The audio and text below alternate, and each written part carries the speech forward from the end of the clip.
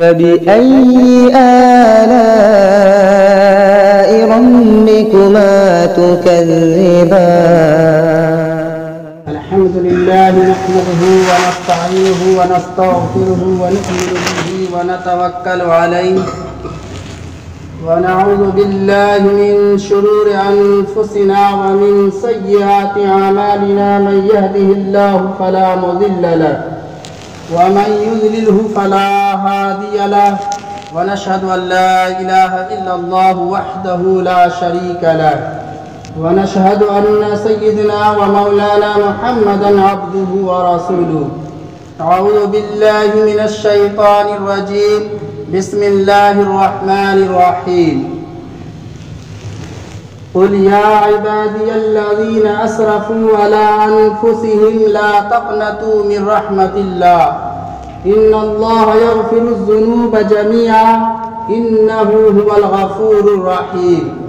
صدق اللہ العظیم. ہم نے گناہ کیے اس نے نہ کی پکڑ، ہم نے گناہ کیے اس نے نہ کی پکڑ، کتنے بڑے ہیں حوصلے پروردگار کے. گرامی قدر حضرات، میرے معزز و مکرم دوستو اور حاضرین جمعہ، اللہ تبارک و تعالی نے اس آیت کریمہ کے اندر ایک وضاحتی بیان فرمایا ہے اور ایمان والوں سے خطاب فرمایا کہ اے ایمان والو، اگر تم نے اپنی جان پر زیادتیاں کی ہیں، اگر تم نے اپنے اوپر ظلم کیا ہے اور بڑے بڑے گناہ کیے ہیں، تو تم اللہ کی رحمت سے نا امید مت ہو، کیونکہ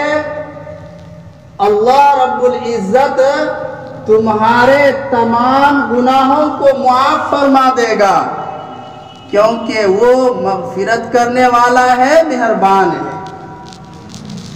اللہ رب العزت نے اس آیت میں یہ وضاحتی بیان فرما دیا کہ میری رحمت سے تمہیں نا امید نہیں ہونا ہے، کیونکہ دوسری جگہ اللہ نے قرآن کریم کے اندر اعلان فرماتا ہے کہ ان رحمتی وسعت کل شیء، کہ میری رحمت ہر چیز پر وسیع ہے، ہر چیز پر فائق ہے. جہاں اللہ کا غضب ہے اس کے مقابلے میں اللہ کی رحمت غالب ہے. اللہ اپنے بندوں کے ساتھ جتنا رحم و کرم کا معاملہ کرتا ہے، جتنا فضل و کرم کا معاملہ کرتا ہے، اس کے مقابلے میں ایک چونی بھی غضب کا معاملہ نہیں فرماتا، کیونکہ اللہ خود کہتا ہے کہ میری رحمت سے تمہیں نا امید نہیں ہونی ہے. پچھلے جمعہ میں نے آپ سے کہا تھا کہ بندہ اللہ کے ساتھ جیسا گمان رکھتا ہے اس کے ساتھ ویسا ہی اللہ معاملہ فرماتا ہے. تو جب اللہ کی رحمت کے ہم امیدوار ہوں گے، اللہ کے فضل و کرم کے ہم امیدوار ہوں گے، تو ظاہر ہے کہ اللہ کی رحمت ہی نازل ہوگی ہم پر، اللہ کا غضب نازل نہیں ہو سکتا ہے. اور اللہ رب العزت کی وسیع رحمت کا اندازہ آپ حضرت ابو ہریرہ رضی اللہ تعالی عنہ کی حدیث سے لگا سکتے ہیں کہ حضرت ابو ہریرہ سے مروی ہے کہ آپ صلی اللہ علیہ وسلم نے ارشاد فرمایا کہ اللہ کی 100 رحمتیں ہیں، اللہ کی 100 رحمتیں ہیں، اس میں سے صرف ایک رحمت اللہ نے دنیا کے اندر جن و انس کے اوپر نازل فرمایا، چوپائے کیڑے مکوڑوں کے اوپر نازل فرمایا، اور باقی 99 رحمتیں اپنے پاس رکھی ہیں، جس کا مظاہرہ اللہ قیامت کے دن اور آخرت میں صرف ایمان والوں کے ساتھ فرمائے. اب غور کیجئے کہ کہ اس دنیا کے اندر اللہ نے صرف ایک رحمت نازل فرمائی اور اس رحمت کا نتیجہ آپ دیکھتے ہیں کہ کس قدر ایک انسان دوسرے انسان کے ساتھ محبت و مودت کا معاملہ کرتا ہے، رحمت و شفقت کا معاملہ کرتا ہے، ماں باپ اپنی اولاد سے، اولاد اپنے ماں باپ سے، حتیٰ کہ ایک جانور کو اپنے بچوں سے جو محبت ہوتی ہے، اس بچے کے اوپر جو رحمت و شفقت ہوتی ہے، وہ صرف وہی ایک رحمت کا نتیجہ ہے۔ جو ایک رحمت ڈیوائیڈ ہے، تقسیم کر دیا اللہ نے پوری کائنات کے اندر، اور اس کا ہم مظاہرہ دیکھتے ہیں کہ کس طرح انسان سے لے کر جانور تک ایک دوسرے کے ساتھ رحمت و محبت اور شفقت و محبت کا مظاہرہ کرتا ہے۔ تو پھر 99 رحمتیں جو اللہ نے اپنے پاس رکھی ہیں اور کل قیامت میں صرف ایمان والوں کے ساتھ وہ مظاہرہ فرمائے گا، تو ہم اللہ کی رحمت سے نا امید کیوں؟ آپ لوگوں نے بخاری شریف کی وہ روایت ضرور سنی ہوگی کہ اللہ کے نبی صلی اللہ علیہ وسلم نے بنی اسرائیل کے اس 99 شخص کے قاتل کا واقعہ تمثیلاً بیان فرمایا۔ بخاری میں یہ روایت موجود ہے کہ ایک شخص 99 شخص کا قاتل ہے، اس کے بعد اسے فکر دامنگیر ہوتی ہے اور وہ سوچتا ہے کہ میں نے واقعی بہت غلط کام کیا ہے، بڑا گناہ کیا ہے، قتل ناحق کیا ہے، اب میری مغفرت نہیں ہو سکتی، میں تو جہنمی اور دوزخی ہی ہوں گا۔ لیکن سوچا کہ اللہ کے پاس سرخرو کیسے ہوں، اللہ کے پاس ہم اپنے ان گناہوں کو بخشوانے کا کیا ذریعہ اور طریقہ اختیار کر سکتا ہوں۔ اس کے لیے اس کے دماغ میں جب بات چلتی ہے تو وہ سوچتا ہے کہ کسی بزرگ سے، کسی عالم دین سے اس کے بارے میں تفتیش کرنی چاہیے، معلومات حاصل کرنی چاہیے۔ لہٰذا وہ شخص چل پڑتا ہے، وہ ایک بزرگ کی تلاش میں نکلتا ہے اور اسے مل بھی جاتا ہے۔ جب اس سے کہتا ہے کہ میں نے 99 شخص کا قتل کیا ہے، میری مغفرت کا کوئی ذریعہ اور راستہ ہے یا نہیں، میری توبہ قبول ہو سکتی ہے یا نہیں، آپ اس کا حل بتائیے۔ وہ بزرگ کہہ دیتے ہیں کہ تمہاری مغفرت اور بخشش ہرگز نہیں ہو سکتی ہے، کیونکہ تم نے ناحق 99 شخص کو قتل کیا ہے۔ وہ شخص کو اور غصہ آ جاتا ہے اور اس کا بھی قتل کر دیتا ہے۔ تو اس نے اپنی 100 کی تعداد پوری کر لی اور پھر فکر ہوا کہ پھر میں نے غلط کیا اور مجھے اس کا حل تلاشنا چاہیے۔ وہ شخص پھر لوگوں سے پوچھتا ہے اور پوچھنے کے بعد جو ہے اسے جب معلوم ہوتا ہے کہ فلاں جگہ جاؤ، وہاں پر ایک بزرگ ہے، ایک عالم دین ہے، وہ تمہارے مسئلے کا حل بتا سکتے ہیں۔ جب وہ شخص ادھر نکلتا ہے، راستے ہی میں اس کی روح قبض ہو جاتی ہے، وہ انتقال ہو جاتا ہے۔ فرشتے دونوں طرح کے حاضر ہوتے ہیں، جو بڑے لوگوں کے روح قبض کر کے لے جانے والے ہیں وہ بھی، اور جو اچھے لوگوں کی روح قبض کر کے لے جانے والے ہیں وہ بھی، لیکن دونوں میں اختلاف ہوتا ہے کہ اس کی روح کو کون لے جائے گا۔ میرے محترم بزرگوں اور دوستو، فرشتوں میں اختلاف ہو رہا ہے اور اللہ نے اس کے سچے ارادے کو، اس کی سچی نیت کو سمجھ گیا، لہذا اللہ نے فرشتوں سے کہا کہ اس کے راستے آنے والے طرف سے بھی ناپ لیا جائے اور جس رخ کے اوپر جا رہا تھا، جس بزرگ کے پاس جا رہا تھا، اس راستے کو بھی ناپا جائے، جو کم پڑ جائے گا وہی اس کا نتیجہ ہوگا اور اس طرف کا فرشتہ اسے لے جائے گا۔ میرے محترم بزرگوں اور دوستو، اللہ نے اپنی حکمت سے، اللہ نے اپنی رحمت سے بزرگ کے طرف کے راستے کو ایک بالش کم کر دیا، اور ناپنے پہ جب کم ہوا، اچھی روح والے فرشتے نے اس کے روح کو قبض کر کے لے گیا، اور اس کی مغفرت کا حدیث میں آتا ہے کہ یہی ذریعہ بن گیا، کیونکہ وہ سچے دل سے وہ توبہ کی تلاش میں نکلا تھا، اپنے گناہ کے مغفرت اور بخشوانے کے حل کے لیے وہ کوشاں تھا۔ یہ اللہ کی رحمت ہے، رحمت حق بہانہ میں جویا۔ اللہ کی رحمت بہانہ تلاش کرے گی کہ بندے کے پاس کون سا بہانہ مل جائے گا جس کی بنیاد پر اس کی مغفرت ہو جائے، اس کی بخشش ہو جائے۔ لیکن گنہگار کے لیے جہاں پر اللہ کے نبی صلی اللہ علیہ وسلم نے یہ اعلان فرمایا خیر الخطائین التوابون کہ بہترین گنہگار توبہ کرنے والے ہیں۔ آپ سوچئے کہ گناہ کرنے والا بہتر کیسے ہو سکتا، لیکن اللہ کے نبی صلی اللہ علیہ وسلم نے یہ ضمانت دی کہ اگر وہ گناہگار توبہ کر لیتا ہے تو اس توبہ کی وجہ سے وہ گناہگار نہیں بہترین گناہگار ہو گیا، کیونکہ اس کے پاس اس توبہ کی وجہ سے گناہ باقی نہیں رہا، وہ گناہوں سے دھل گیا، پاک ہو گیا۔ اس لیے اللہ کے نبی صلی اللہ علیہ وسلم نے گواہی دی کہ وہ بہترین گنہگار ہے۔ اب مسئلہ یہ ہے کہ ہم گناہ جب کرتے ہیں تو اس کی توبہ کیسے ہونی چاہیے جس کی وجہ سے اللہ رب العزت ہمارے گناہوں کو معاف فرما دے۔ یاد رکھیے کہ انسان کے اندر اللہ نے دونوں سرشت رکھی ہے، فطرت کے اندر اللہ نے اچھائی یا برائی انسان کے اندر ڈالی ہے، لہٰذا انسان ہے تو وہ غلطی کرے گا، انسان ہے تو وہ گناہ کرے گا، لیکن اس گناہوں سے بچاؤ کے لیے، اس گناہوں کو کیا ہے ختم کرنے کے لیے اور اس گناہوں سے وہ پاک صاف ہونے کے لیے جو اللہ نے اور اس کے رسول نے تدبیر بتائی ہے ہمیں اسے اختیار کرنا پڑے گا، اور اس کا نام ہے توبہ۔ اب توبہ کیا ہے کہ ہم اگر گناہ کریں اور صبح سے شام تک کے جو ہے 2-3 مرتبہ توبہ توبہ کر لیں تو یہ توبہ ہو گئی؟ نہیں، توبہ کے لیے 3 چیزیں شرط بیان کی گئی ہے۔ علماء نے لکھا کہ توبہ کے قبول ہونے کے لیے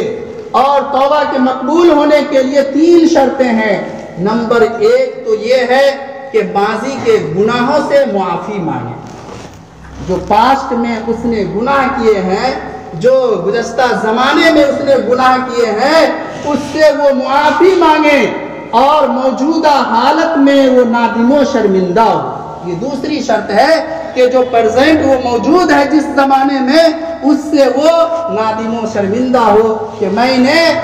غلط کیا تھا، اللہ کے حکم کی نافرمانی کی تھی، اللہ کے حکم کو توڑا تھا۔ اور تیسری شرط ہے کہ عزم بالجزم، پکا ارادہ کرے کہ آئندہ میں گناہ نہیں کروں گا۔ آپ کریں پکا ارادہ، اگر خدا نہ خواستہ اس پکا ارادہ کے بعد بھی اگر گناہ ہو جاتا ہے پھر توبہ کریں، اللہ پھر معاف فرما دے گا، لیکن آپ کو یہ پکا ارادہ کرنا ہوگا اور پختہ ارادہ کے بعد ہی یہ توبہ کہلائی جا سکتی ہے۔ تو یہ 3 چیزوں کا نام ہے کہ آپ ماضی کے گناہوں سے معافی مانگیں، موجودہ حالت میں نادم و شرمندہ ہوں اور آئندہ گناہ نہ کرنے کے لیے پکا ارادہ کریں۔ حضرت عبداللہ ابن عباس رضی اللہ تعالی عنہ کی روایت ہے، وہ مفسر قرآن ہے، انہوں نے جو اس آیت کا شان نزول بیان کیا ہے اس میں لکھتے ہیں کہ نبی پاک صلی اللہ علیہ وسلم کے موجودگی میں چند صحابہ ہیں اور ایک صحابی کہتے ہیں کہ اے اللہ کے رسول صلی اللہ علیہ وسلم، کچھ لوگ ایسے ہیں جنہوں نے قتل ناحق کیے، بہت کیے، جس نے زنا کا ارتکاب کیا اور بہت کیا، لیکن آپ جس دین کی طرف دعوت دیتے ہیں وہ دین تو بہت اچھا ہے، لیکن جب ہم نے اتنے بڑے بڑے گناہ کر لیے ہیں تو کیا اللہ کے حضور ہماری توبہ قبول ہو سکتی ہے؟ یہ اعتراض اور دل میں یہ خلجان پیدا ہوا، یہ وسوسہ ہوا، چونکہ آپ جانتے ہیں کہ زمانہ جاہلیت میں تو گناہ ہی گناہ تھا، معصیت ہی معصیت تھی، لوگوں کے اس کے علاوہ کوئی اور تصور ہی نہیں تھا کہ وہ اچھے کام کرتے سوائے نبی پاک صلی اللہ علیہ وسلم کے خاندان کے۔ تو اللہ کے نبی صلی اللہ علیہ وسلم کی ذات گرامی پر یہ آیت نازل ہوتی ہے کہ قُلْ يَا عِبَادِيَ الَّذِينَ أَسْرَفُوا عَلَىٰ أَنفُسِهِمْ، کہ اے نبی آپ کہہ دیجئے ان سے جو آپ سے اس طرح کے سوال کرتے ہیں اور پوچھتے ہیں کہ وہ اللہ کی رحمت سے نا امید نہ ہو۔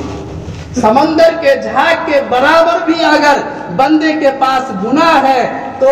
وہ اگر سچے دل سے سچی توبہ کرتا ہے تو اللہ کہتا ہے کہ ہم اسے معاف فرما دیں گے۔ قرآن کریم کے اندر اللہ نے فرمایا ان ربک لذو مغفرۃ للناس علی ظلمہم، کہ تیرا پروردگار تو مغفرت کرنے والا ہے، تیرا پروردگار تو مغفرت کرنے والا ہے لوگوں کو تمہارے ظلم کے باوجود کہ تم نے ظلم کیا ہے، تم نے بڑے بڑے گناہ کیا ہے، اس کے باوجود تیرے رب کی رحمت کا تقاضا یہ ہے کہ وہ تیری مغفرت فرما دے۔ قرآن کریم کے اندر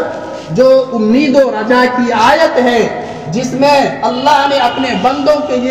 کو یہ امید دلائی ہے کہ گناہ اگر تم سے سرزد ہو جائے تو تم ایسا نہیں کہ تم ہمیشہ ہمیش کے لیے ناپاک ہو گئے اور جہنمی ہو گئے۔ میرے محترم بزرگ اور دوستو، اللہ کہتا ہے کہ نہیں، تم توبہ کرو، میرے در پر آؤ، میرے در کو کھٹکھٹاؤ، اپنے پیشانی کو زمین پر ٹیکو اور پھر دیکھو کہ میں کس طرح سے تمہارے گناہوں کو دھل دیتا ہوں، تمہارے گناہوں کو ختم کر دیتا ہوں۔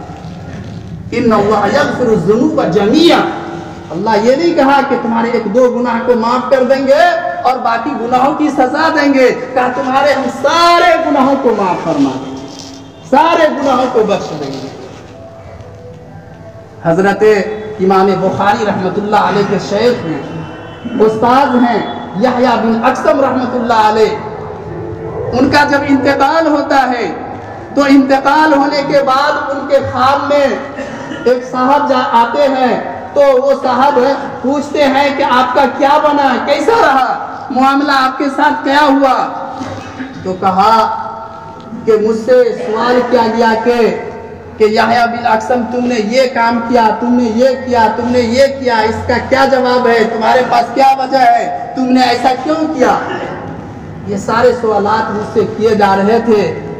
تو میں خاموش رہا۔ خاموش رہنے کے بعد اللہ رب العزت نے مجھ سے پوچھا کہ تم بولتے کیوں نہیں ہو،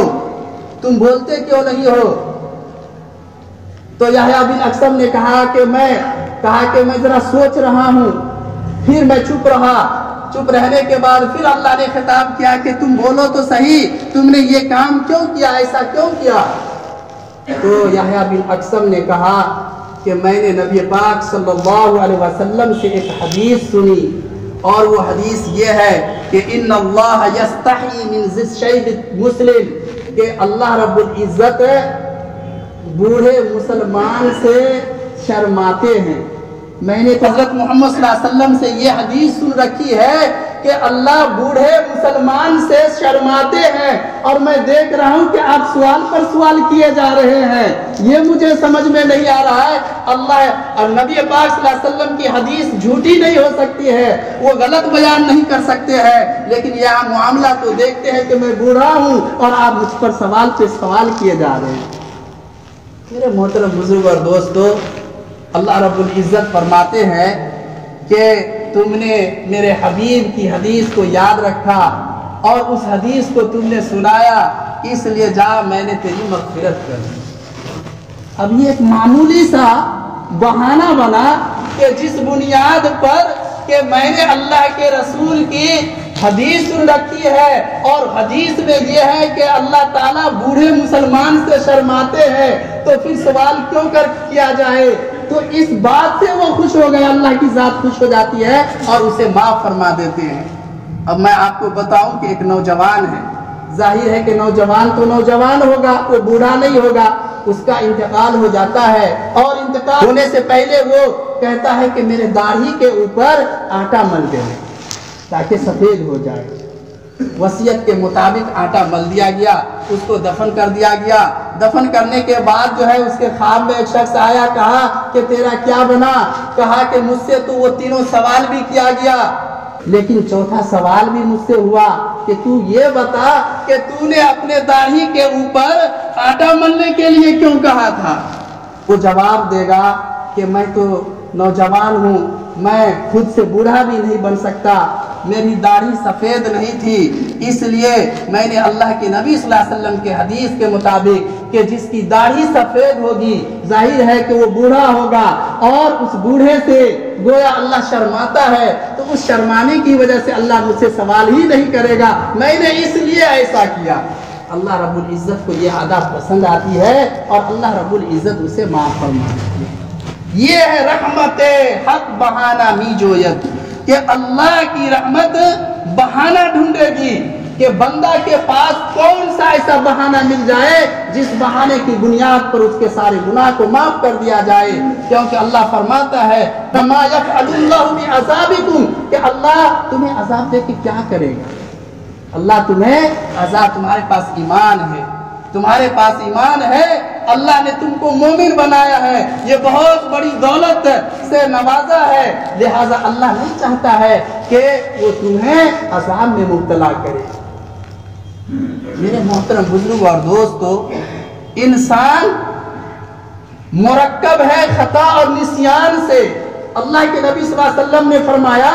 الانسان مرکب من الخطأ والنسیان، کہ انسان خطا اور غلطی سے مرکب ہے۔ انسان کی فطرت میں وہ اور جبلت میں، انسان کی شریشت میں، اس کے نیچر اور فطرت میں اللہ نے یہ صلاحیت رکھی ہے کہ وہ دونوں کام کرے گا۔ یہی وجہ ہے کہ اللہ نے جو ایک مخلوق فرشتے کی بنائی ہے، اس فرشتے کے اندر وہ صلاحیت ہی نہیں رکھی، وہ صفت ہی نہیں رکھی کہ وہ گناہ کر سکتا ہے۔ وہ تو صرف وہی کام کرے گا جو اسے حکم مل گیا ہے۔ وہ کوئی رکوع میں ہے، کوئی سجدے میں ہے، کوئی تسبیح پڑھ رہا ہے، کوئی تلاوت کر رہا ہے۔ اور فرشتہ اگر کہے گا کل قیامت میں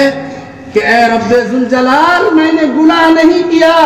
تو اللہ فرمائیں گے کہ تیرا کوئی کمال نہیں، تیرا کوئی کمال نہیں اگر تو نے گناہ نہیں کیا، کیونکہ تو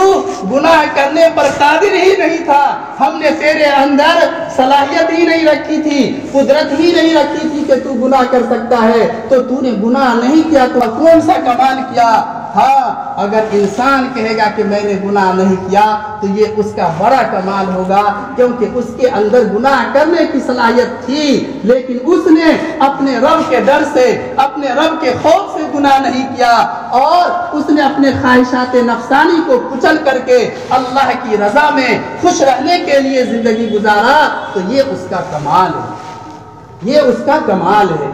میرے محترم بزرگوں اور دوستو، اس لیے انسان